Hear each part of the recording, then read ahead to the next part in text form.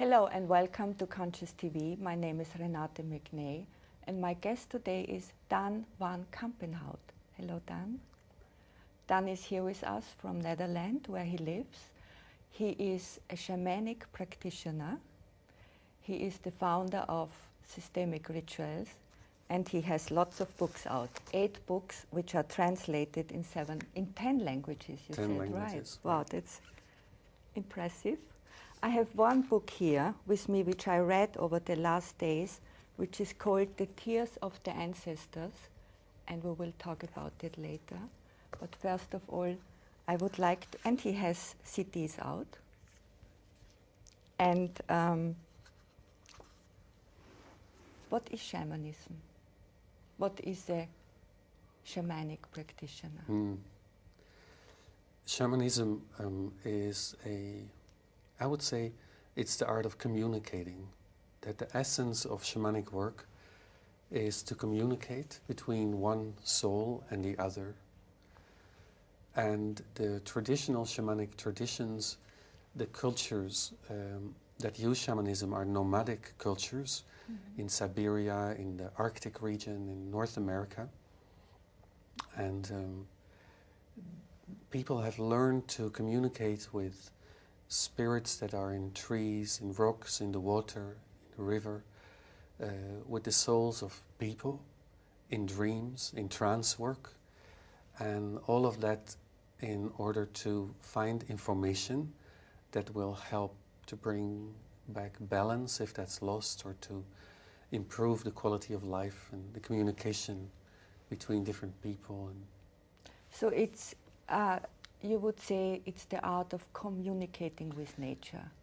It's not so much the art of communicating with nature, Yes. but really communicating between one soul and the other. Right. So the human being has a soul, Yes. but if we say the water also has a soul, or a kind of awareness, a consciousness actually, and the flowers and anything, then the shamanic work can be used to communicate with nature, but also with the souls of the dead, also with people who are missing, for example. For example, one of my teachers, when somebody was missing on the reservation, and or in a tourist area nearby the reservation where he lived, he would be called in and he would start praying and singing, and he would ask the trees and the river and the water, "Have you seen this person walking by?" And they would tell him where that person went and where he could be found. So it's all, but then it's also the ability to listen, to hear to nature. Is that something we can learn, or something which we all have, or we all have this ability? Yeah, that's a good question. And different cultures and different teachers disagree about that. Traditional shamanic cultures say that the shaman, the role of the shaman, should be taken only by 1 or 2 people in a community. Yes. Because maybe you can compare it with, like in the Western world, modern world, you only need 1 baker, you only need 1 butcher, you only need 1 smith in the village. Yes. If everybody would be a baker, what would be the use? So the idea is that there would be just 1 or 2 shamans in a community doing the work that the shaman would be doing. More Western shamanic practitioners that have come to practice since the last few decades, they found that actually every human being has the capacity for this type of communication, but certainly when you practice a lot you get better, and some people are more talented than others.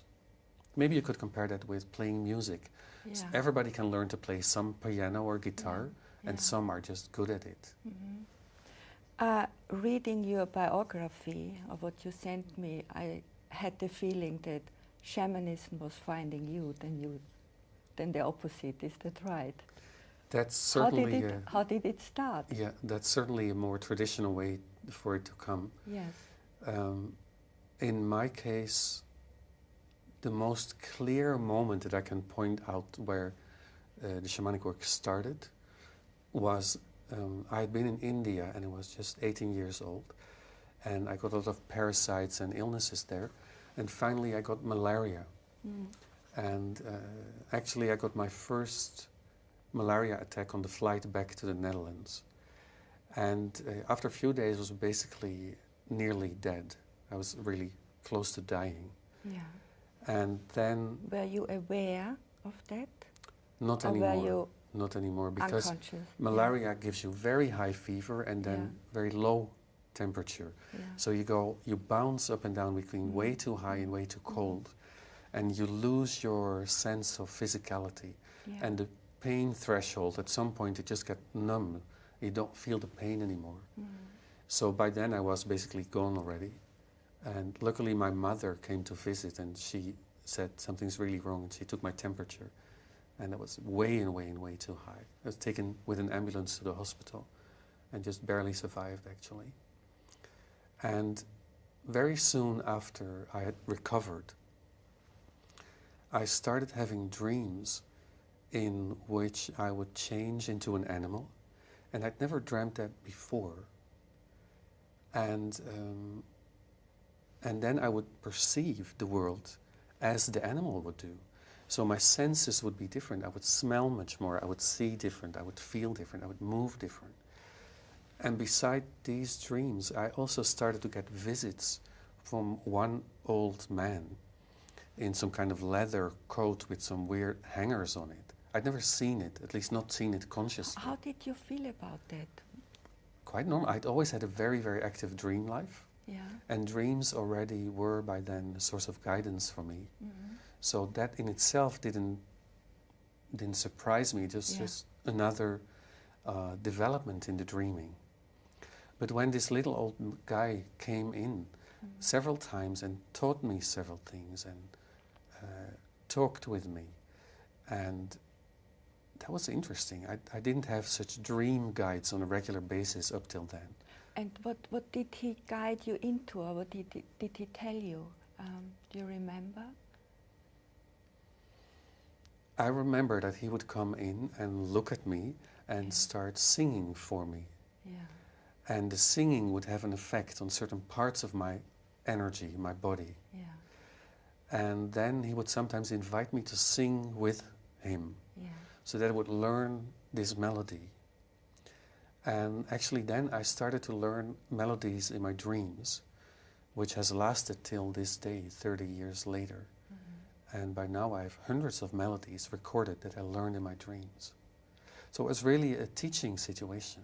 So what does this singing mean? Is this something like we would use? Some people would meditate. I know shamans don't meditate. Is this instead of meditation? Where does this song lead you into? What does it lead you into? Yeah. Well, actually, so many spiritual traditions use singing as a way to elevate consciousness, to open up the awareness for something larger. Shamanic singing has some specific effects.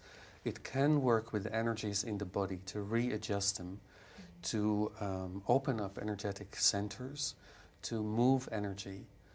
And actually, the idea is that every organ, every part of our body has its own vibration.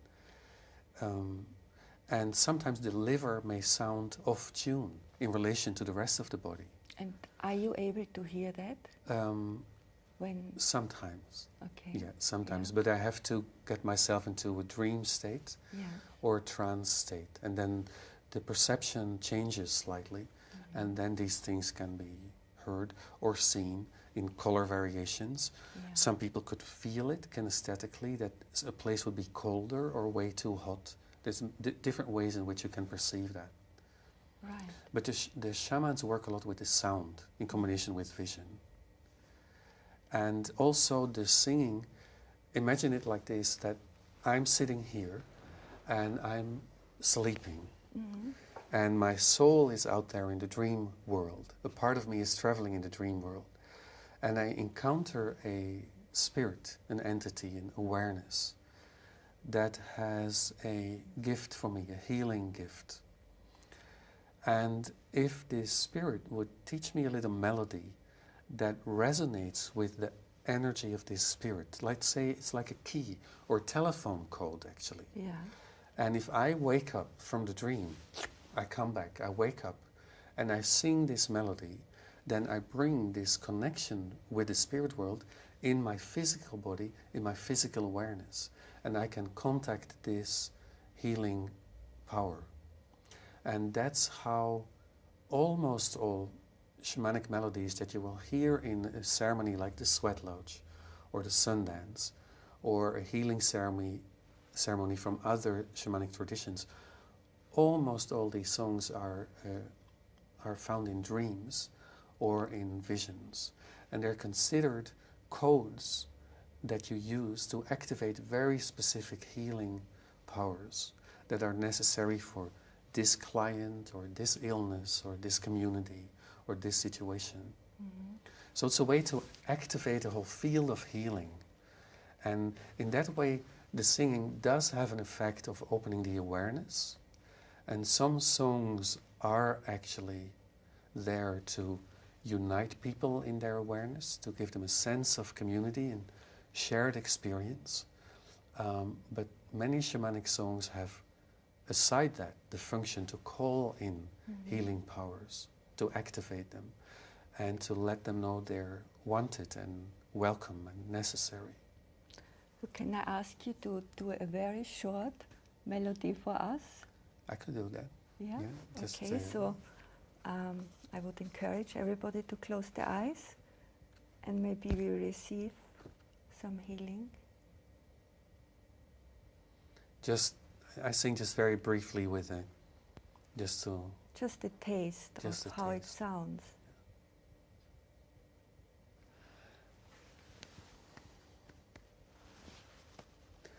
Hey yo yo hey lo la na la na hey yo lo na na la na ma hey yo lo na hey yo la hey yo la na na na hey yo yo la ya na na hey yo la na na oh hey yo la na na ya oh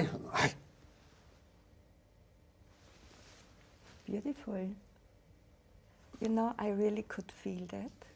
I could feel the energy of that song. Yeah. And that's what it's for. Over that, I forgot my next question. That's good. So, shamanism, can we say, is your spiritual journey? Shamanism is, since that it started all those years ago, it's 30 years ago by now, absolutely the main path of my spiritual development. Yeah. But shamanic cultures are so different than contemporary Western culture where I live, that the language of shamanism isn't really developed for the kind of experience that we all have today in our life. So I found that shamanism cannot help me with certain aspects of my spiritual unfolding or development. So there's a few different paths that have been important for me. One is the school from Alma's, the Ridwan school, where I've been a student now for about 10 years. So that helps you. Yeah, what do you get from the school you don't get from? In the Ridwan work, we learn to be very, very precise about our experience. Yeah. The thought aspect of it, the emotional aspect, the kinesthetic aspect. And it's a process that really includes the mind, and it very gently, very slowly makes the personality and ego structure permeable for true nature, or what I would call the soul, the essence of the soul. Right. Shamanism hasn't developed a psychological language. You will find shamanic healers which are extremely gifted healers who can take away diseases or help people restore after accidents in really amazing ways. But in other aspects, they will be like a spoiled child or brutal. Yeah. And because there's not the integration of spiritual power. Because in the traditional shamanic context, the culture would keep them in check. Yeah. And so this psychological level is on some level missing in shamanism, I found, in classical shamanism. And isn't that incredibly important when we work with people? If our stuff comes in between, we can never see. I mean, do we not only perceive our own stuff in the other then? Yeah, of course. So that is always the risk of the non-integrated spiritual work, especially when people develop real powers, because others will admire them and will come to them begging for this healing experience. And if it's not integrated, then this person can believe they're really special. And, well, shamanism has some answers to it, because it's really a discipline of prayer and of all the time offering yourself into the hands of something larger. And, for example, a beautiful image is that in some Siberian traditions, when the shaman is installed and gets the permission to do the work, because the elders say he or she now has the integration enough to do the work, and the power is strong enough, then the whole community will gather that the shaman will serve, which is usually like a clan or village or extended family group or bigger. And for some days, all those people together will make a costume that the shaman will wear during the ceremonies, a sacred costume with images of the spirits and of the powers. It's beautiful, beautiful material. But of course, that's like also like, okay, we provide this costume for you, and it's beautiful and elaborate and whatever. But when the shaman wears it, he knows this is the gift from the community. They gave it to me, and I have to return something. So in the traditional context, there's all kind of check and balance mechanisms to work with the power. And that can get difficult in the modern world. That's why I found that this Ridwan work has helped me a lot. And also my Jewish roots have helped a lot. I've led an active Jewish life for some years, where I also was singing in synagogue. And that's another type of discipline, another type of community-oriented spirituality that was helped to develop certain parts of me. But I always return to shamanism, and it always stays as the main path for me. You talk I think in this book I read about the pure soul and the wounded soul. Can you explain what you mean by pure soul and wounded soul, and how those two, or the wounded soul, can become integrated in the pure soul? First, I think it's important. Or maybe you can give us an example of your own experience, if you have one. Well, you know, when we talk about the soul, it's almost like we're looking at an artwork that gives us a feeling or a sense or an understanding, but the cerebral mind can never 100% get it. So talking about the soul always has some kind of symbolic, archaic quality that actually belongs more to the world of dreams. And as such, whatever I say about it can never be the full truth. It's a way to get a sense of it. But what I learned, both in the mystical Jewish tradition, the Hasidic, Kabbalistic tradition, and from my traditional shamanic teachers, is that the soul has different layers. Christianity sees it, I think, as one soul. We have a soul that is with us, and when we die, it goes into the light or to the Creator or whatever. So you would not say, I am soul? Yes, I would say that, because the soul is layered from very, very high vibrations to more dense vibrations, more dense. And in the end, our physical body is the most dense. But in a way, you can say we have several bodies, or we can say we have several souls. And then it's like a sliding scale. We have the physicality and the pure, untouchable soul at the two ends of the two poles. And all kind of stages in between. But in a way, this is soul. Soul in the form of matter. So I guess everything is soul. That's exactly what shamanism says. Yeah. Everything we see and experience in this world is an embodiment of soul and is permeated by the soul.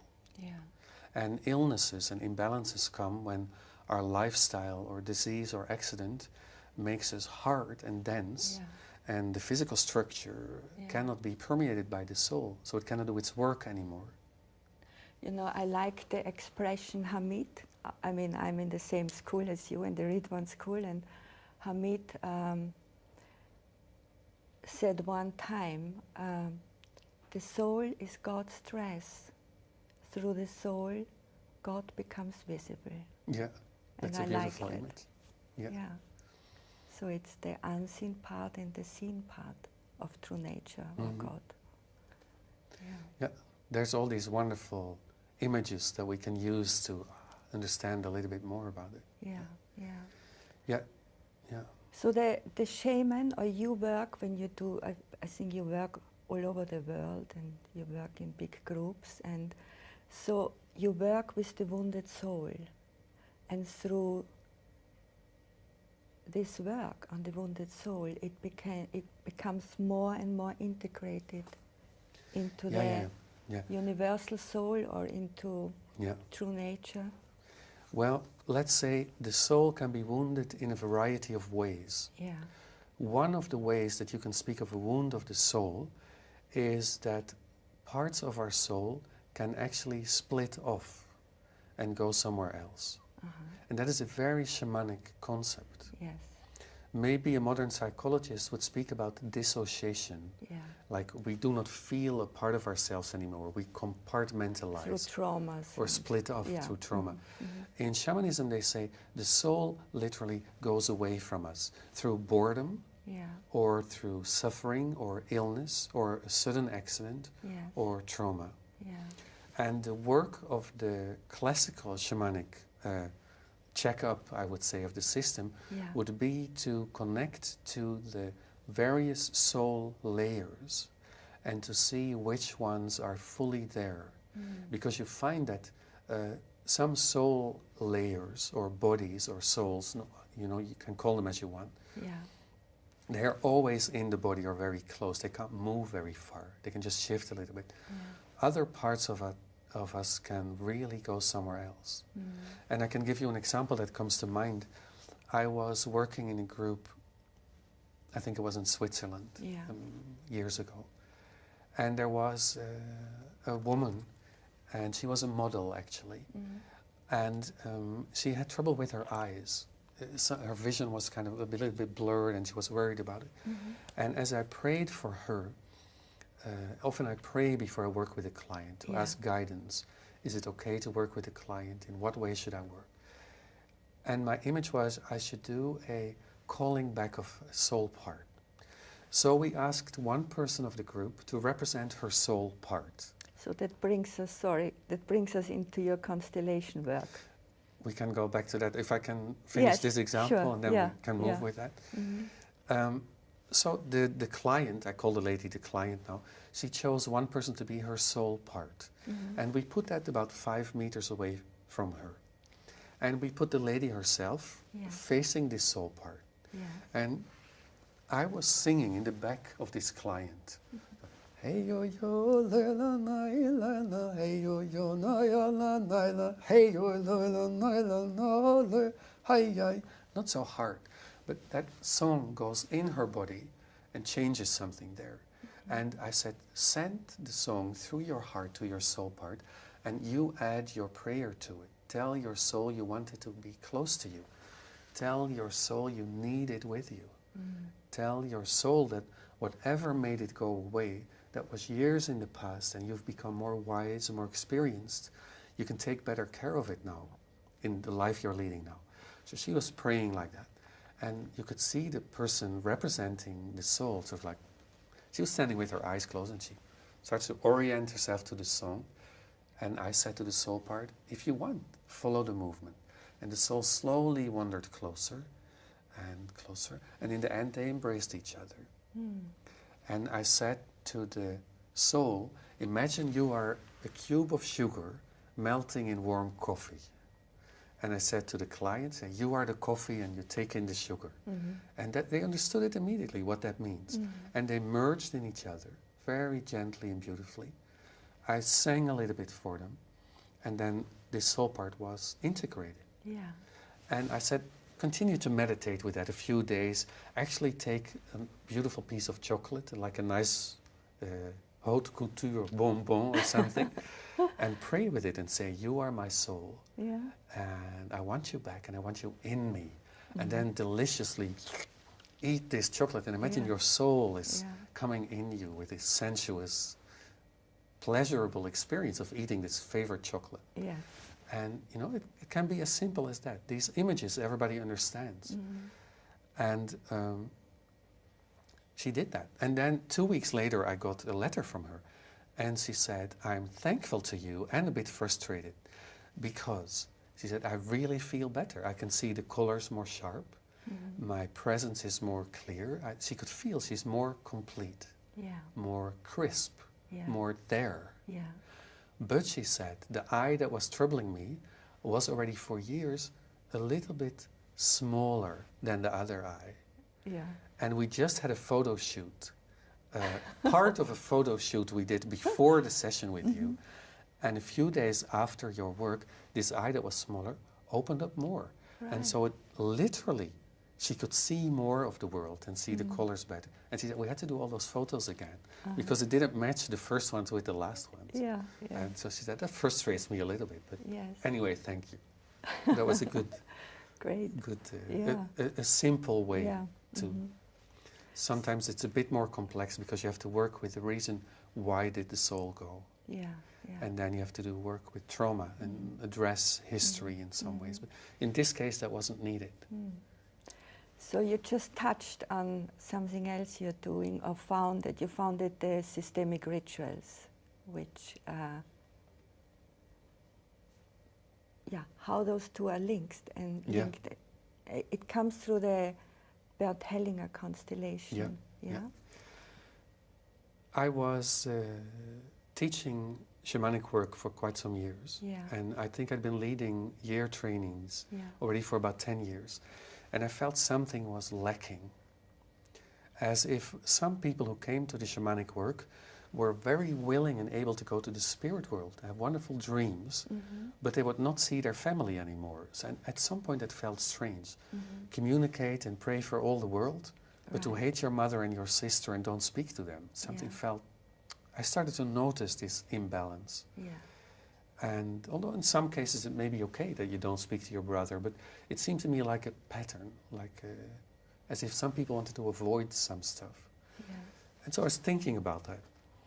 And then just by chance, my partner and I were invited to join a workshop in family constellations, because in many spiritual works there's much more women than men. My partner is a man like me, and so they said, okay, if we invite these two guys, we have 2 men more immediately in the group, and we could come to join this group because we were men. We said, okay, let's try it. And it was actually a very surprising experience. And that was classical family constellation work, the way it was done 15 years ago, when Bert Hellinger was doing what we now call classic constellation work. And people who were leading that work were all very close to him, were all were really strongly influenced by him personally. And that seemed to me very powerful work, and I wanted more of it for my own development.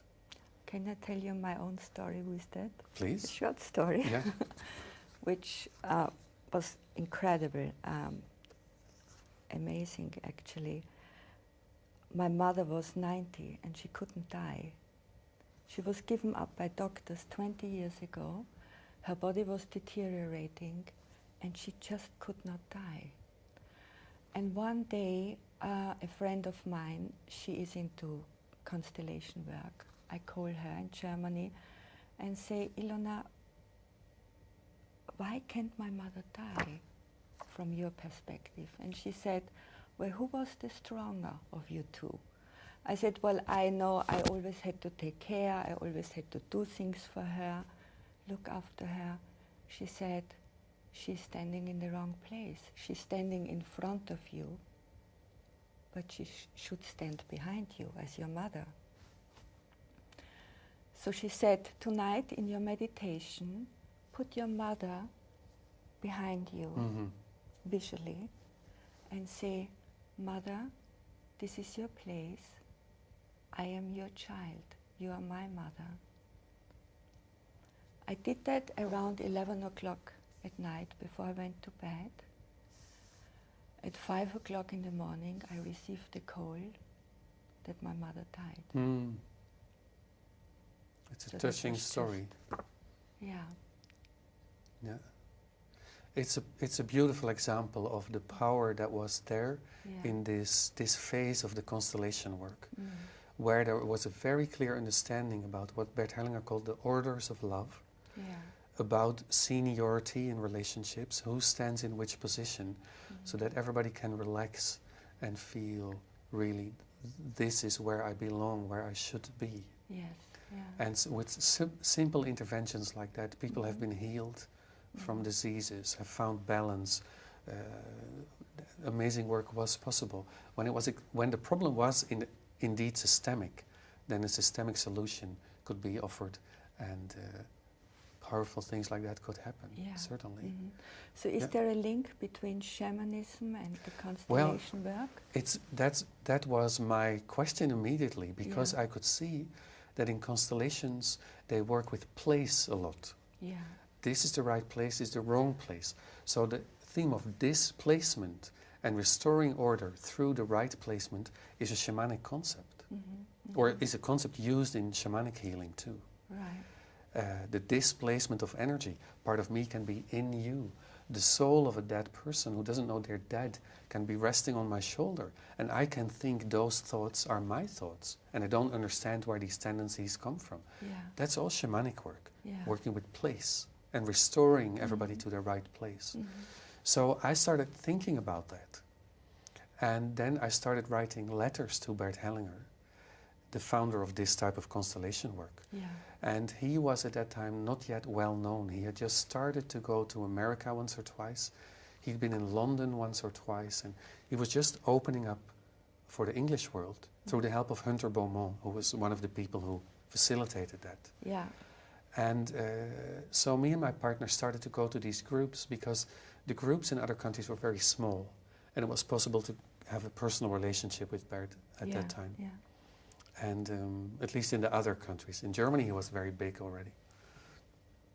And I started writing him letters about how I saw shamanism and constellation overlapped, where they did exactly the same, where they had different language for the same, and where they were not agreeing. And these letters, actually later I edited my letters to Bert into a book called Images of the Soul. And that book, Bert wrote a beautiful preface for it. And shortly after that, interestingly enough, I lost my interest a little bit in classical constellation work. And it seemed like this period of 1.5, 2 years of being very close to Bert Hellinger was important to bring about this book. And as if something had been served, and in a friendly way we separated, because our paths diverged again. Bert is an ex-priest, an ex-Catholic priest. He's a Jesuit, I think. I think he was one of the orders that did mission work in Africa. And for him, prayer, what I call prayer, is no longer an option. He's in a post-deity state, I would say. And I was strongly also in my, I would say, Jewish phase. I was really exploring the Jewish part also. And I was exploring the concept of God, and what is God, and how many names do we have for it or her or him. So what is God? Oh, God. That's a good question. So many books have been written about that. I know, but what's your experience? Sometimes I pray, I say, life giver. That's one of my names for God. Or I say, mystery that created this all. Or I say, unfolding creation. So I play around with names for this mystery. But the image is that there is somehow an intelligent principle that is at the foundation of all that exists. And that this could be called God in some way. The Jewish tradition has very good solutions, because just like people say that the Inuit have 40 words for snow, well, in Holland we could have 80 words for rain, or in London because we have so much rain. Yeah. But in the Jewish tradition is many, many different names for God. And according to your need and your level of understanding and the purpose of the prayer, you change the name. Yeah. And one of the names for God is no end, Ein Sof.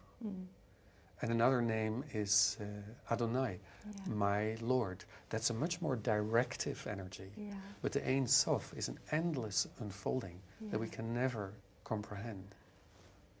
No, but we can experience it. We are part of it. Yeah. And do you, with your singing and drumming, do you sometimes fall into this mystery? Absolutely. Yeah. Absolutely. I think that is the blessing of being a long time in a spiritual path. And I've been practicing shamanic work and singing and dreaming and trance work for about 30 years now. I'm now 48. And that starts to pay off. That starts to pay off. Where with the singing, there's various types of singing. What I did just earlier is one specific type of shamanic singing that has a specific purpose, to create an experience or to open up something. But there are ways of singing that are like spirals, and you repeat and you repeat. And in the beginning it gives you your own emotion, you feel touched, or you get a memory or an image. And as the song repeats and repeats and repeats, these layers of the personality that get activated dissipate. And you go into deeper layers and deeper layers. And some of these songs, and that's really a gift of the mystical Jewish tradition, and in shamanic work, they sing in the dark. And there is the leader of the ceremony, or the Hasidic Rebbe, the mystical rabbi, who sings and sings for hours and hours, just one song, and is becoming a doorway for the light. And the spiraling purifies you, because you go through boredom with the song, and suddenly a door opens and you go through and you're in a bigger space. And the layers of the personality is like veils. You pass through these curtains slowly. And the rabbi or the shaman is in front of you, leading the way. And that's a very, very powerful experience. And you can do that yourself too, when you've been trained and when you had teachers like that. And when you have the training, you cannot start with that immediately. Yeah. But anybody can already be taken by such a leader into spaces that are right. And I guess the challenge is to bring this place back into this world. Oh, that is forgotten by many people. It is easy to go to a ceremony and sit 3 hours in darkness, or from sunset till sundown, and pray with 20 people who all have the same intention, with the ceremonial leader you trust already for 15 years. Then it's easy to open up. I make it a practice when I sit on my bike, for example, and I have an easy way, not in the middle of the crazy rush hour, but to pray for everybody I see, for example. It's a very interesting way. Or I go to the supermarket and I go in this space where I'm not focused on myself, but where I feel the connection with all that lives around me. I can do that easily in my meditation room, or with my clients, or when I'm leading a group and everybody is singing and praying. But to do it in a supermarket, I have to fill myself with prayer. Then I open up and I start to feel. And I see a mother who's really tired, and she nags at the child because the child is pulling all the candy out of the whatever. And then I just pray for a moment. I say, may this mother find the wisdom and strength to hold the child, because now the child is suddenly afraid of the mother. May there be a place for the frustration of this woman who has to be in this shop. Maybe she's a single mother. Maybe she had bad news this morning. May this child grow up and become a beautiful person. Or I see a teenage couple kissing on the street and they're 15 and 16 and I think, oh my God, when I did my first kisses with a girl or a boy, and God, what did I have to go through all those years in order to find a balanced relationship? And then I just open my heart and I say, may the two of you, may this path of finding love, may it be beautiful for you. May you have friends who listen to you when you need to cry. May you have friends when you need to share your experience. May it be wonderful for you. So to make it a practice, to pray as I walk through town and in the body, feeling the pain of the people in my heart or being in an empathic state and having this connection with all that lives that I can feel and let it flow through my heart and words to the ducks with their little ducklings in the water in the canals in Amsterdam or the people that walk there or sit there enjoying themselves or whatever. So that's one of the ways I bring my practice to the marketplace, let's put it like that. Yeah, I think we would need more of that in the moment, in those difficult times. It would be wonderful. Many people do it, of course. Yeah. Many traditions suggest that, to learn that. There's something which I found on your website, Dan, which I'm really interested if you can say a little bit about it. And you say, it was actually a BBC program you linked to, and it talked about the ghost in our genes. Yeah. How what our grandmother experienced will cause disease in coming generations. Yeah. And you also said that I think that I read somewhere else in one of your books or in one of your, somewhere on your website, that the ancestors, our ancestors, give the newborn a soul and the parents give the newborn a body. Yeah. So those are two things I picked out, which I thought, wow, that's an interesting concept. Yeah. So maybe we start with the ghost in our genes. Yeah, the ghost in the genes. You know, I worked a lot, I was leading a group of psychiatrists and psychoanalysts and medical doctors in Paris. I had a small group, about 20 people, and for 4 years we did a training with them. I went to Paris and I did training with them because they wanted to learn more about this. And one of the well-known psychoanalysts in France called Didier Dumas, he talked about ghosts in people's minds. And he spoke also about the ghosts, and he meant exactly the same thing as what this BBC documentary, The Ghost in Our Genes, is speaking about. And the difference is that DJ and others like him found through psychoanalysis that, for example, Schützenberger is a French other psychoanalyst who found exactly the same. Very interesting work. That unresolved traumas in our ancestors' lives actually create patterns that will show or will enforce themselves on people 1, 2, 3 generations later. And these links are often not recognized by normal medical science. And even if they would recognize it, what would that mean? That 2 generations ago, your grandmother nearly died in a famine and lost her brother. What would that mean for a medical doctor now? So even if they would recognize it, they wouldn't be able to work with it yet.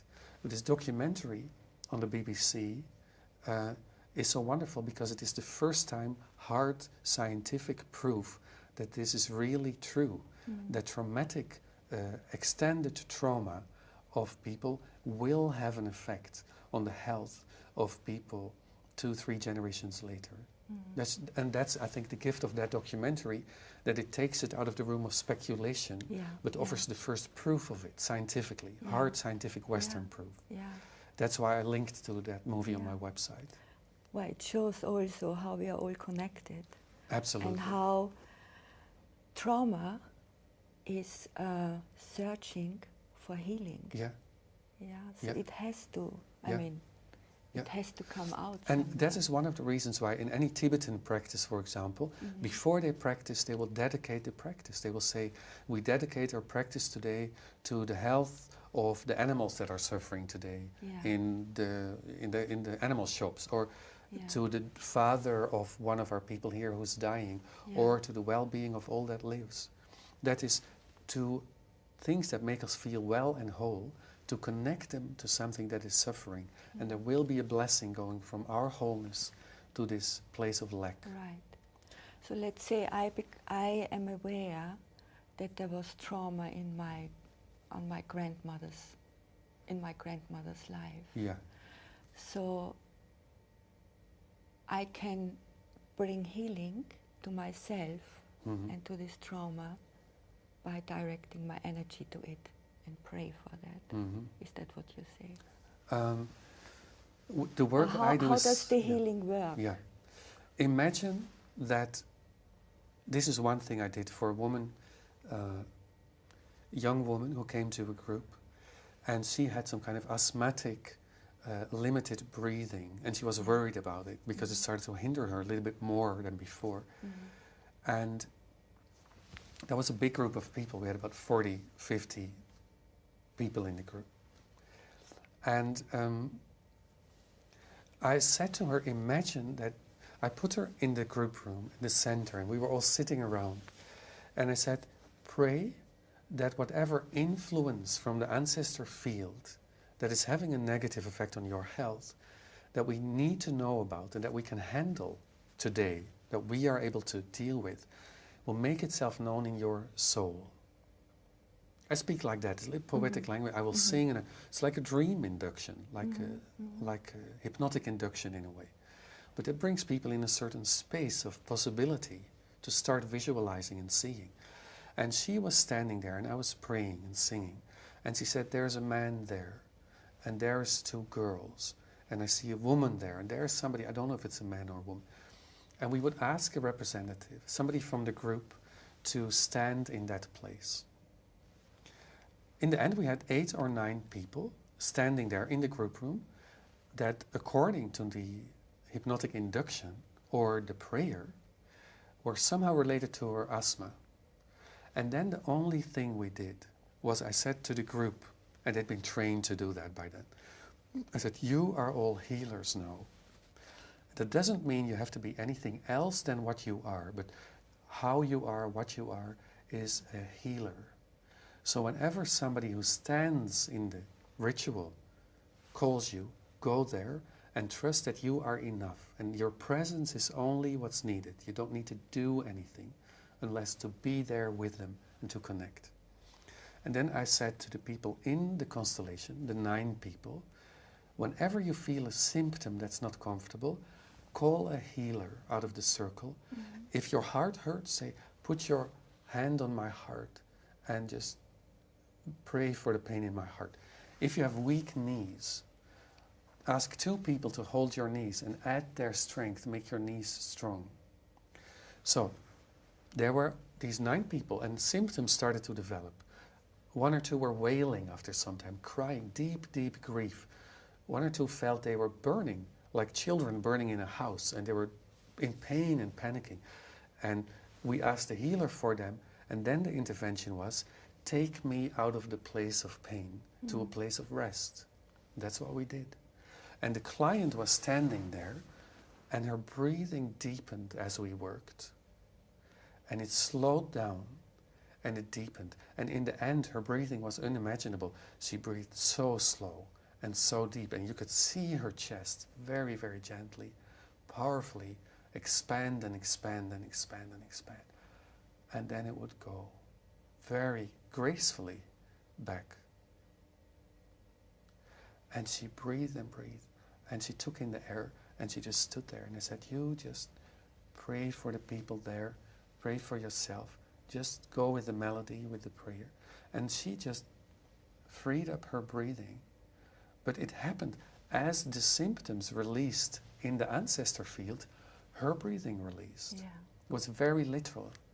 And that is the kind of thing that I've been developing on shamanic principles, working with the souls of the dead, the understanding that the ancestors do influence us. That is in shamanism, and that is in systemic work. But systemic work is bound by certain rules. Traditional shamanic work is bound by the traditional concept. And when you take the best of both worlds, and I've been experimenting for years how to do that very precisely. And out of the two, it was like a fertilization. There's a mother, shamanism, fertilized by systemic work, and a child comes out, and that's systemic ritual. And you can see the mother in the child, you can recognize the father in the child, but it has its own life, its own qualities. And systemic world, systemic ritual uses the representation from constellation work. It uses some of the orders of love, but not all of them, because I simply don't agree with them through my own experience.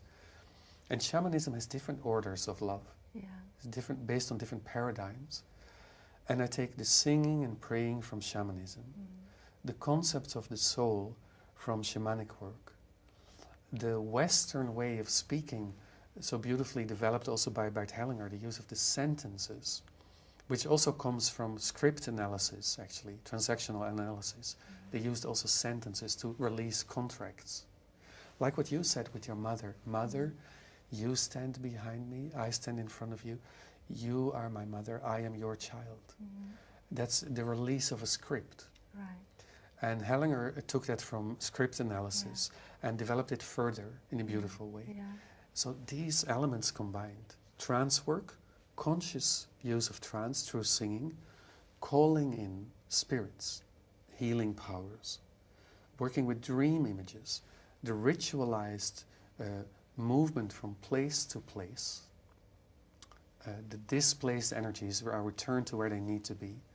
And that's a wonderful weaving of material. You know, that's something also fascinating. I did a week with Ian, with Hunter, on family constellation. Then he was a few years ago giving a workshop in London. And the fascinating thing is my experience. I was chosen to be somebody's grandmother or mother or sister several times.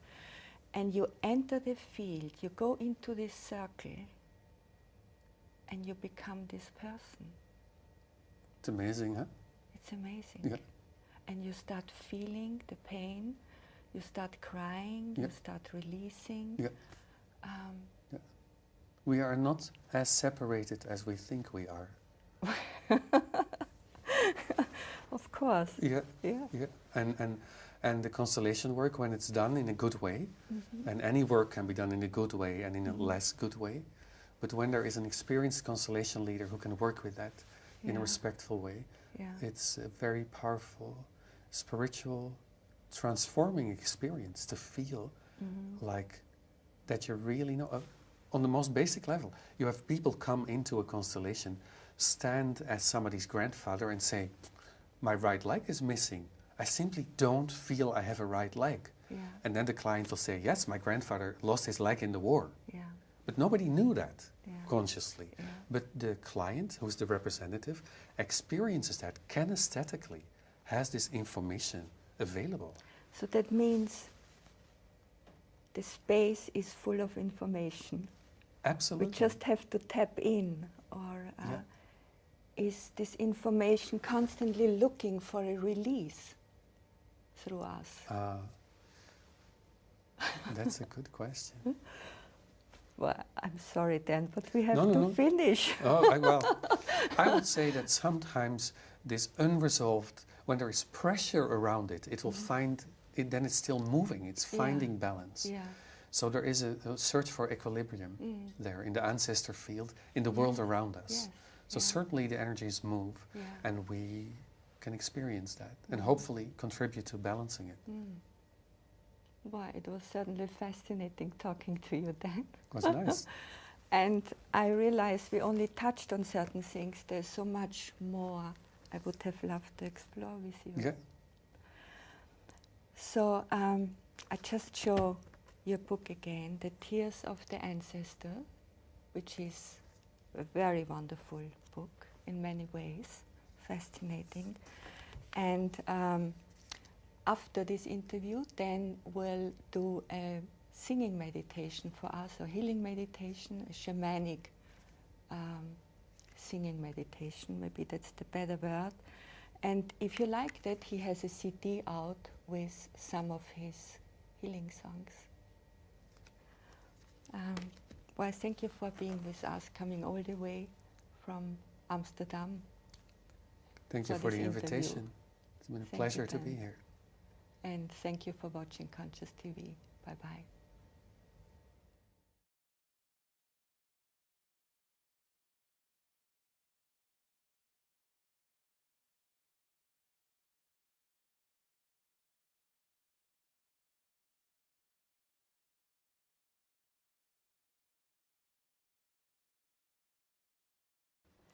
My name is Daan van Kampenhout. I'm here on Conscious TV. I'd like to sing a short song for you. It's a song that I learned while I was teaching a group. I was leading a workshop. We were doing a ritual about life and death, and one of the ladies in the group had a very intense experience where she felt really at the edge of death, and she actually had a terminal disease. And it became very intense for her. And I prayed for guidance for her. I said, what will be able to reconnect this woman in this moment of crisis to life, simply to the gift of life? And as I prayed, I felt this presence standing next to me, singing this melody. And I sang it with this spirit, with this presence. And it soothed the energies, and the lady calmed down. And I always remember that melody, and I sing it often. And for me, it's a connection to basically the gift of life.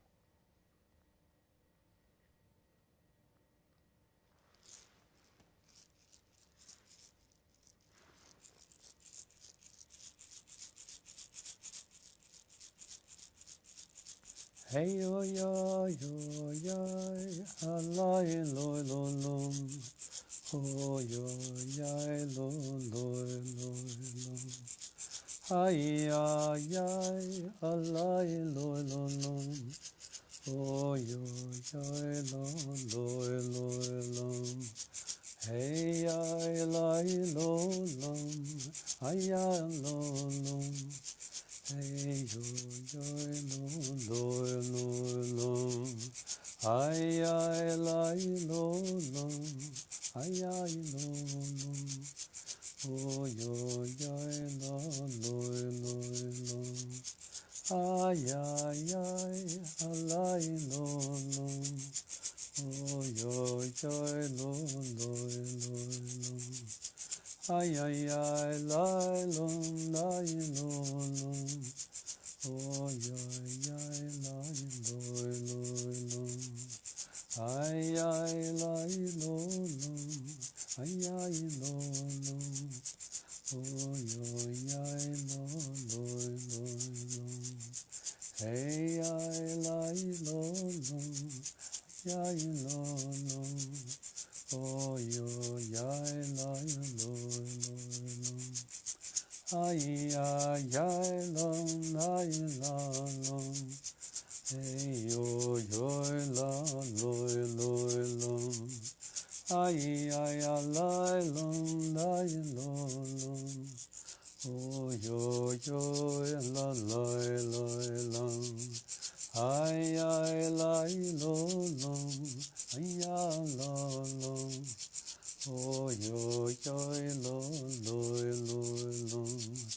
Hey ay lai lo lo, ay lai lai lo lo, ay ay ay lo lo lo lo, ay ay lai lo lo, hey yo yo lo lo, na lai lo lo. Ay ay ay lo lo, hey ay lai lo lo, ay lai lo, oh yo yo la la, ay ay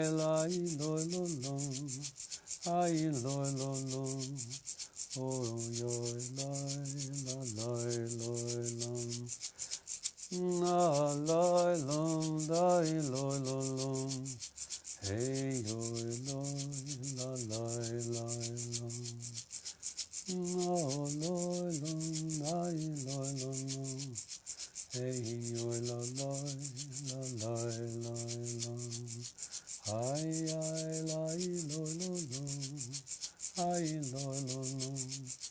Hey, oi, loi, la, lom, lom, lom. Hey, ai, lai, loi, loi, lom. Ai, lai, lom, lom.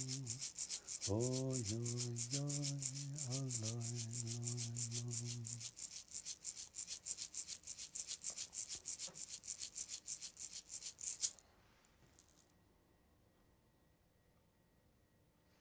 Thank you.